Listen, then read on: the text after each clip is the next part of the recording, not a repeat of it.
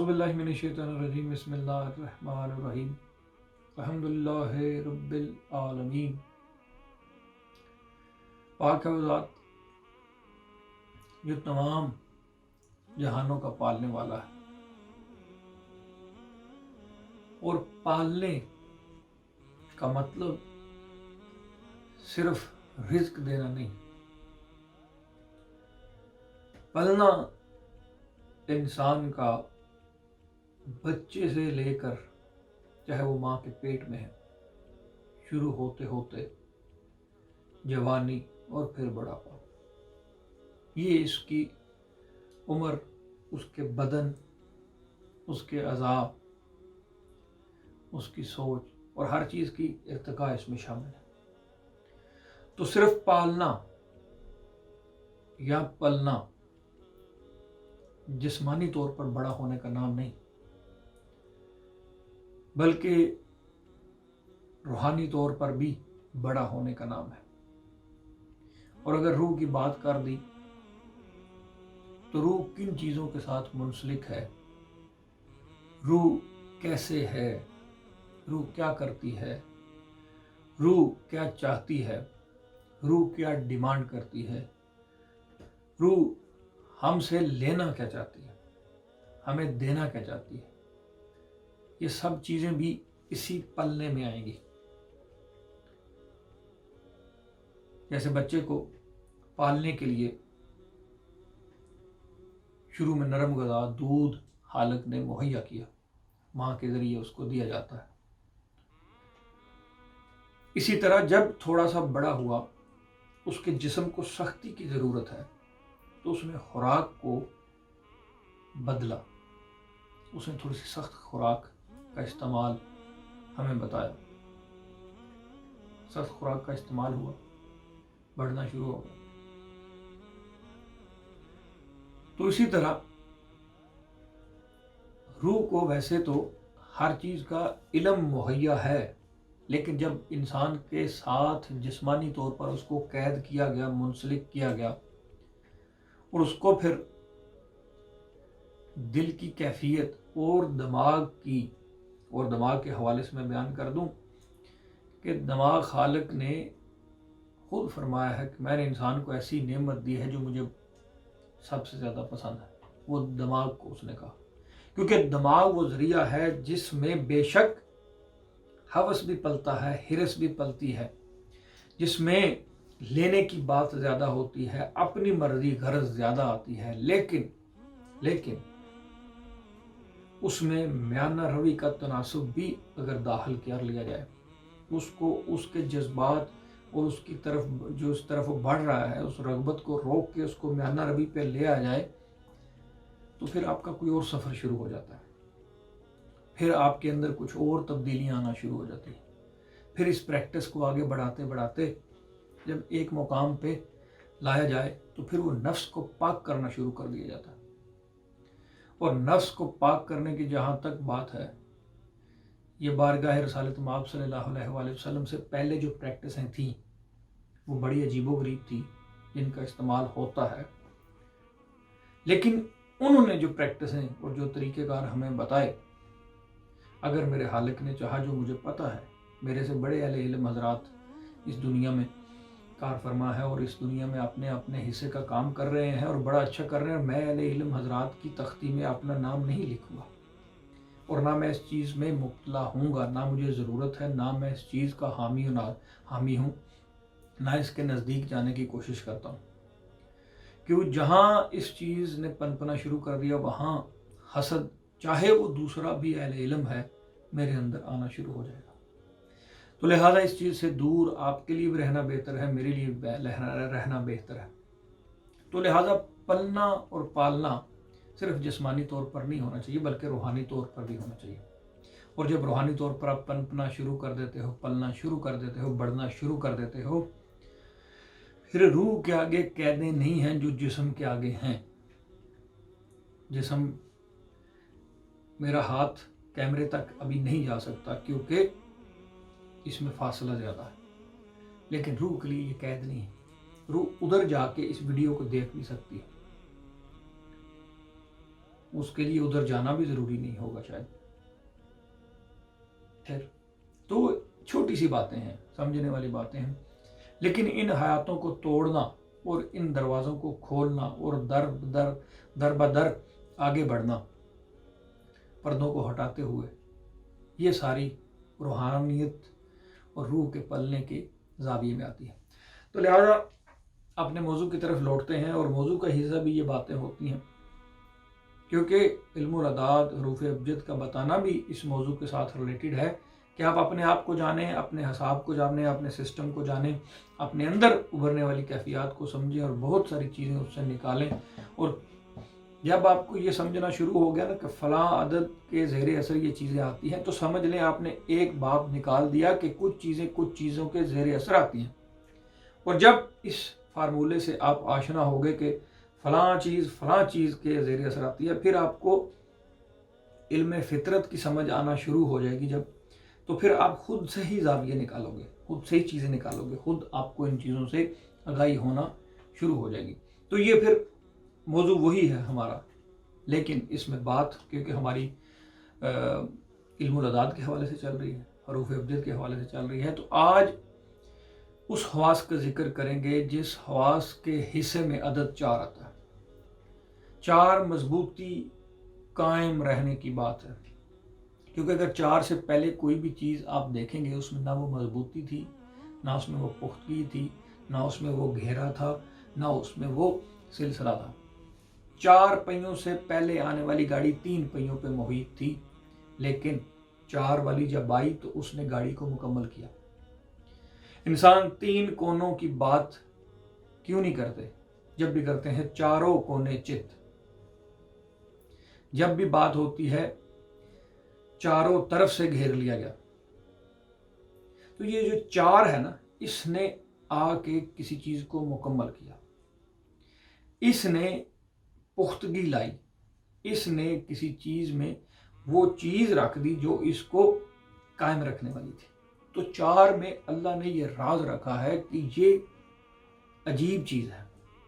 یہ قائم کر دیتی ہے، یہ مکمل کر دیتی ہے، اس میں مضبوطی آ جاتی ہے.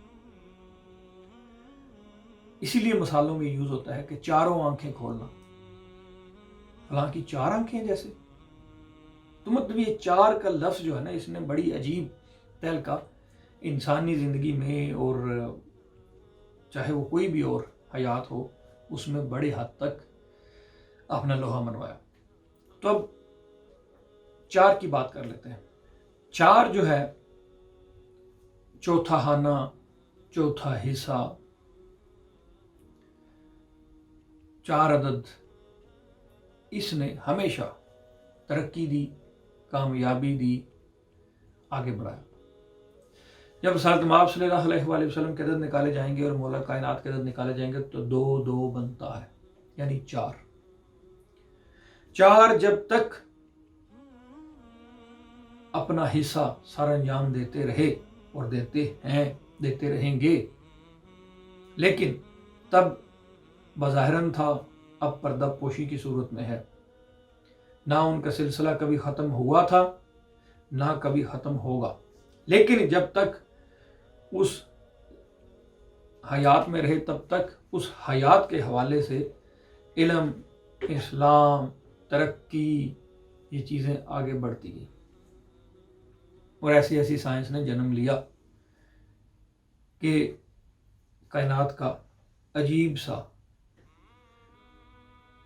جو طرز طریق تھا اس کو ہلا کے رکھ دیا. تو اس وجہ سے 4 جو ہے وہ ایک عجیب چیز ہے. یہاں کامیابی کی بات ہوگی 4 ہوگا.